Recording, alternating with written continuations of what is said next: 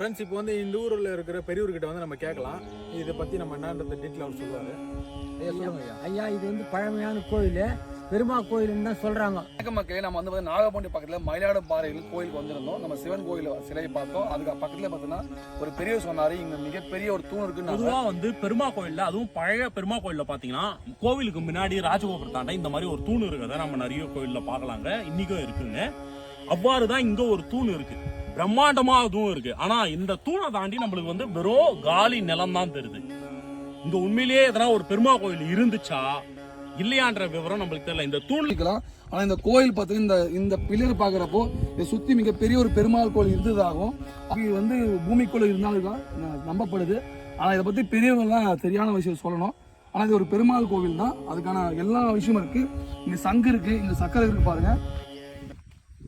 இந்த மாதிரி நம்ம தொலைச்சது கொஞ்ச நெஞ்சல நிறைய தொலைச்சிட்டோம். இந்த மாதிரி மிச்சம் மீதி இருக்கிறத நம்ம பாதுகாத்து பழைய வரலாறை நம்ம மீட்டு எடுக்கணும். பத்தி நிறைய விஷயங்களுக்கு தெரியல, உங்களுக்கு தெரிஞ்சா நீங்க கமெண்ட்ல சொல்லுங்க, அப்ப தெரிஞ்சுக்கலாம்.